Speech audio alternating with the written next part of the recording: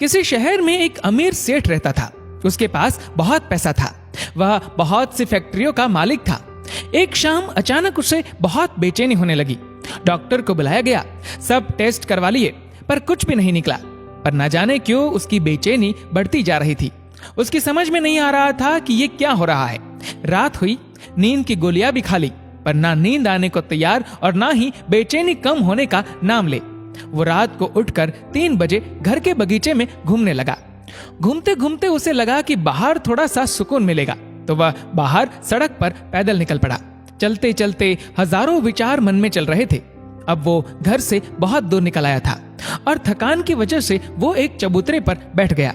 उसे थोड़ी शांति मिली तो वह आराम के लिए कुछ देर वहीं बैठा रहा। इतने में एक कुत्ता वहां आया और उसकी चप्पल उठाकर ले गया।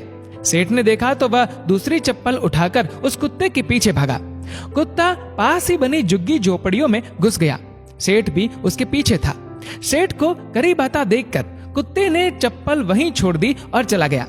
सेठ ने राहत की सांस ली और अपनी चप्पल पहनने लगा। इतने में उसे किसी के रोने की आवाज सुनाई दी। वह और करीब गया तो एक झोपड़ी में से आवाज आ रही थी। उसने झोपड़ी के फटे हुए बोरे में झांक कर देखा तो वहां एक औरत फटे हाल मैली सी चादर पर दीवार से सटकर रो रही है और ये बोल रही है, हे भगवान मेरी मदद कर, और रोती जा रही है। सेठ के मन में आया कि यहां से चला जाऊं, कहीं कोई गलत ना सोच ले। वो थोड़ा आगे बढ़ा तो उसके दिल में ख्याल आया कि आखिर वो औरत क्यों रो रही है, उसको तकलीफ क्या है। और उसने अपने दिल की सुनी और वहां जाकर दरवाजा खटखटाया। उस औरत ने दरवाजा खोला और सेठ को देखकर घबरा गई। तो सेठ ने हाथ जोड़कर कहा, बहन तुम घबराओ मत, मुझे तो बस इतना जानना है कि तुम रो क्यों रही हो।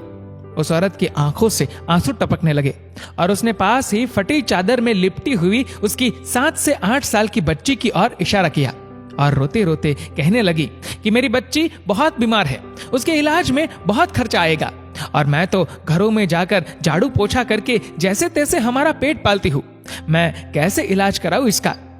सेठ ने कहा, तो किसी से मदद मांग लो, ऐसे रोने से क्या होगा। इस पर औरत बोली, मैंने सबसे मदद मांग कर देख लिया, इलाज में खर्चा बहुत है, कोई भी मदद करने को तैयार नहीं। सेठ ने फिर कहा, तो ऐसे रात को रोने से पैसे मिल जाएंगे क्या। औरत बोली, कल एक संत यहाँ से गुजर रहे थे, मैंने उनको मेरी समस्या बताई तो उन्होंने कहा, बेटा तुम सुबह 4 बजे उठकर अपने ईश्वर से प्रार्थना करो, बोरी बिछाकर बैठ जाओ और रो गिड़गिड़ा के उससे मदद मांगो, वो सबकी सुनता है तो तुम्हारी भी सुनेगा। मेरे पास इसके अलावा कोई चारा नहीं था। इतना कह वो औरत जोर जोर से रोने लगी।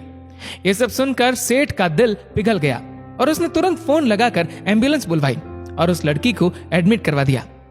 डॉक्टर ने 1.5 लाख का खर्चा बताया तो सेठ ने उसकी जवाबदारी अपने ऊपर ले ली और उस बच्ची का इलाज करवाया। उस औरत को अपने यहाँ नौकरी देकर अपने बंगले के सर्वेंट क्वार्टर में जगह दी और साथ ही उसकी बेटी की पढ़ाई का जिम्मा भी ले लिया। वो सेठ कर्म प्रधान तो था पर नास्तिक था। अब उसके मन में सैकड़ों सवाल चल रहे थे क्योंकि उसकी बेचैनी तो उस वक्त ही खत्म हो गई थी जब उसने एम्बुलेंस को बुलवाया था। वह ये सोच रहा था कि आखिर कौन सी ताकत है जो मुझे वहां तक खींच ले गई। क्या यही ईश्वर है? और यदि ये ईश्वर है तो सारा संसार आपस में धर्म जात पात के लिए क्यों लड़ रहा है? क्योंकि ना मैंने उस औरत की जात पूछी और ना ही ईश्वर ने जात पात देखी। बस ईश्वर ने तो उसका दर्द देखा और मुझे जरिया बनाकर उस तक पहुंचा दिया। अब सेठ समझ चुका था कि कर्मों के साथ साथ सेवा भी कितनी जरूरी है, क्योंकि इतना सुकून उसे जीवन में पहले कभी नहीं मिला था। यदि आप ईश्वर की कृपा व रहमत पाना चाहते हो तो इंसानियत अपना लो और जहां तक संभव हो मदद करो उन लोगों की जो लाचार व बेबस है, क्योंकि ईश्वर इन्हीं के आसपास रहते हैं। दोस्तों, इस वीडियो को लेकर आपकी क्या राय है नीचे कमेंट करके जरूर बताएगा। और अगर आपको वीडियो अच्छा लगा हो तो इस वीडियो को लाइक करेगा, शेयर करेगा ज्यादा से ज्यादा लोगों तक, और ऐसे ही और भी इंस्पिरेशनल वीडियोस के लिए सब्सक्राइब करें हमारे यूट्यूब चैनल को और फेसबुक पर फॉलो करें हमारे पेज को। धन्यवाद।